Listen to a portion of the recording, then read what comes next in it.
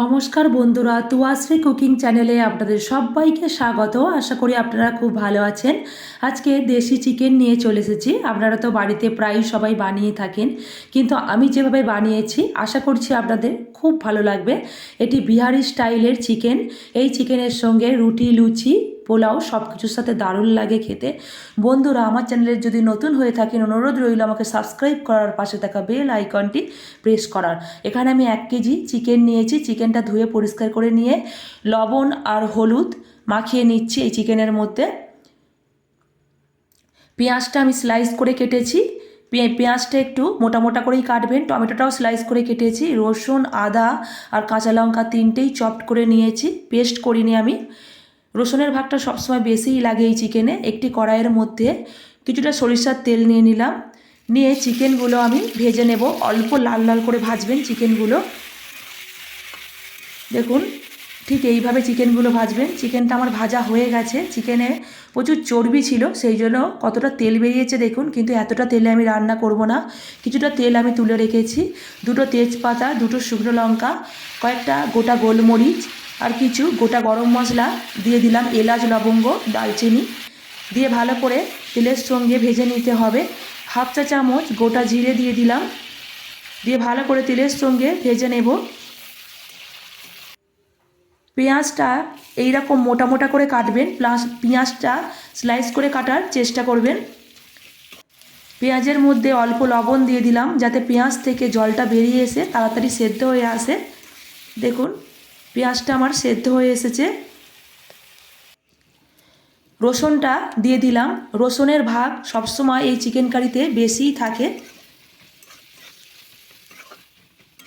ভালো করে ভেজে নেব। 2টো গোটা রসুন দিয়ে দিলাম। বিহারি চিকেনে গোটা রসুনটার টেস্টটা দারুণ বাড়িয়ে দেয়।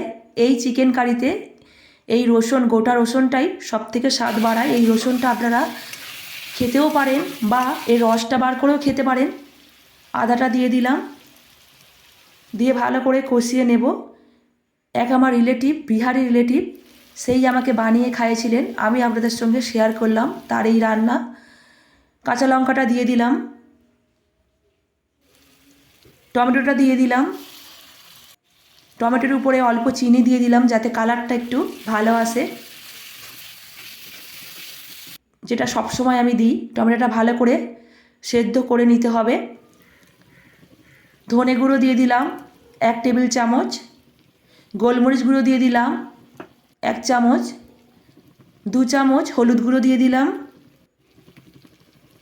গরম মশলা দিয়ে দিলাম, আর কাশ্মীরি লাল লঙ্কা গুঁড়ো দিলাম। পরেও আমি কিন্তু কাশ্মীরি লঙ্কা গুঁড়ো দিয়েছি, আমার যেন মনে হয়েছে কালারটা ঠিক আসেনি। অল্প একটু গরম জল দিয়ে দিলাম যাতে না মশলাটা পুড়ে যায়। ভালো করে মশলাটা কষিয়ে নিতে হবে। যতক্ষণ না মশলা থেকে তেল বেরিয়ে আসে ততক্ষণ আমাদের কষে যেতে হবে মশলাটা। কিন্তু এমনভাবে কষবেন যেন না গোটা রসুনগুলো ভেঙে যায়। চিকেনগুলো দিয়ে দিলাম, ভেজে রাখা চিকেনগুলো দিয়ে ভালো করে চিকেনের সঙ্গে মশলাটা কষিয়ে নিতে হবে।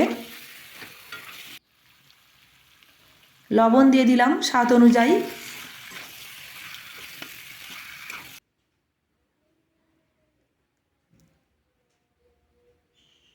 একটু বেশিক্ষণ ধরে কষবেন। দেখুন তেল বেরিয়ে এসেছে। আমি গরম জল দিয়ে দিলাম পরিমাণ মতো। আপনারা যেমন পরিমাণ ঝোল রাখবেন সেই রকম জল দেবেন। আমি এটি কষা করেছি, সেই জন্য অল্প জল দিয়েছি। চাপা দিয়ে দেব। 20 মিনিট আমার সময় লেগেছে। দেখুন কতটা সুন্দর দেখতে হয়েছে। উপর থেকে ধনেপাতা দিয়ে দিলাম, দারুণ হয়েছে। আপনারা একবার বাড়িতে এইভাবে বানাবেন, আশা করছি আপনাদের খুব ভালো লাগবে। আর আমার রান্না যদি আপনাদের ভালো লেগে থাকে প্লিজ প্লিজ প্লিজ আমাকে সাবস্ক্রাইব করবেন আর পাশে থাকা বেল আইকনটি প্রেস করবেন। ভালো থাকবেন, টাটা।